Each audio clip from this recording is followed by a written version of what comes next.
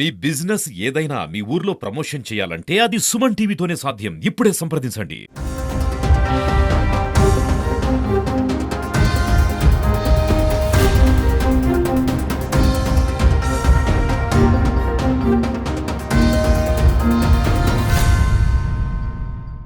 హైదరాబాద్ నుంచి తిరుపతికి వస్తున్నటువంటి SG 2696 స్పైస్ జెట్ విమానంలో టెక్నికల్ ఎర్రర్ కావడంతో ఒక్కసారిగా ఎమర్జెన్సీ ల్యాండింగ్ చేశారు.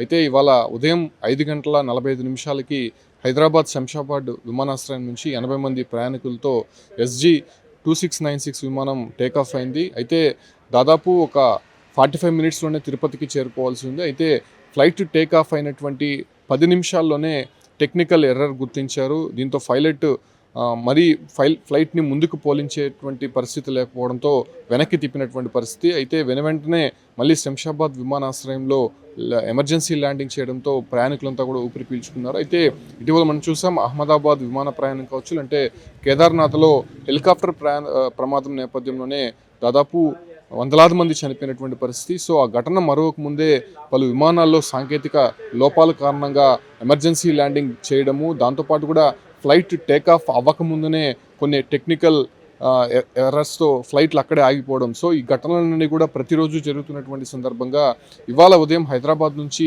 టేకాఫ్ అయినటువంటి స్పైస్ జెట్ విమానంలో సాంకేతిక సమస్య తలెత్తడము, వెంటనే ఎమర్జెన్సీ ల్యాండింగ్ చేయడంతో ఒక్కసారిగా ప్రయాణికులంతా కూడా భయాందోళనకు గురయ్యారు. అయితే అటు పైలట్స్ కూడా ఏదైనా టెక్నికల్ ఎర్రర్స్ కానీ అంటే ఫ్లైట్లో ఏదైనా ఇబ్బందికర పరిస్థితులు ఏర్పడితే ముందుకు వెళ్ళడానికి ధైర్యం చేయట్లేదు.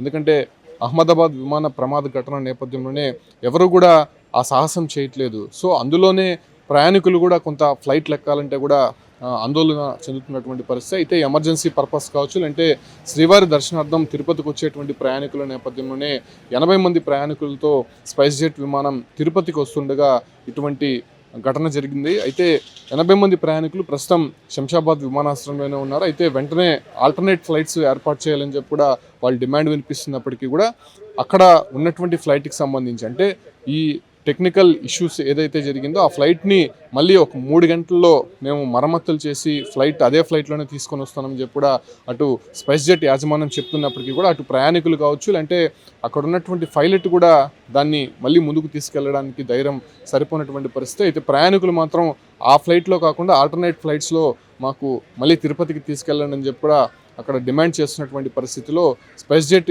యాజమాన్యం ఎలా రియాక్ట్ అవుతుందో చూడాల్సి ఉంది. అయితే ఇదే తరహా ఘటన ఈ నెల 16వ తారీఖున కూడా హైదరాబాద్లో చోటు చేసుకుంది.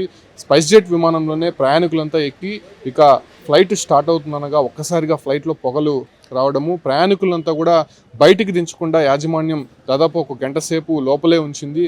అంత పొగల్లో కూడా మేము చాలా ఇబ్బందులు పడ్డాము. అసలు ఈ ఫ్లైట్లో వెళ్ళమని చెప్పి మేము డిమాండ్ చేసినప్పటికీ కూడా బలవంతంగా స్పైస్ జెట్ విమానం యాజమాన్యం అక్కడే ఉంచారు, మమ్మల్ని చాలా ఇబ్బందులకు గురి చేశారని చెప్పి కూడా సోషల్ మీడియాలో ఒక వీడియోలు చేసి పెట్టినటువంటి పరిస్థితి కూడా మనం చూసాం.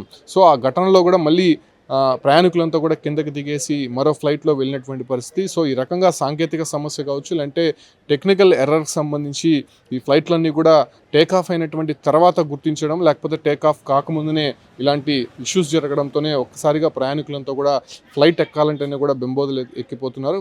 ముఖ్యంగా ఎమర్జెన్సీ పర్పస్ కావచ్చు, అంటే హైదరాబాద్ నుంచి తిరుపతికి వచ్చేటువంటి శ్రీవారి దర్శనం కోసం కావచ్చు, లేకపోతే ఇక్కడ ఏదైనా అంటే తక్కువ టైంలో చేరుకోవచ్చు, కొంత బిజీ షెడ్యూల్స్ ఉన్నటువంటి వారు ఉంటారు. సో వాళ్ళ షెడ్యూల్ ప్రకారము వెంటనే వచ్చేయాలని చెప్పి కూడా నిర్ణయం తీసుకొని ఇలా ఫ్లైట్లో వస్తూ ఉంటారు, కాస్ట్ ఎక్కువైనప్పటికీ కూడా. అయితే ఇలాంటి ఎమర్జెన్సీ ల్యాండింగ్స్ కావచ్చు, లేదంటే టెక్నికల్ ఎర్రర్స్తో ఒక్కసారిగా ఫ్లైట్ ఎక్కాలంటేనే కూడా ఆందోళన చెందుతున్నారు. ప్రస్తుతం శంషాబాద్ ఎయిర్పోర్ట్లోనే ప్రయాణికులంతా కూడా పడికాపులు కాస్తున్నటువంటి సందర్భంగా స్పైస్ జెట్ యాజమాన్యం వాళ్ళని ఎలా తిరుపతికి పంపించబోతుందో చూడాల్సినటువంటి అంశంగా మారింది.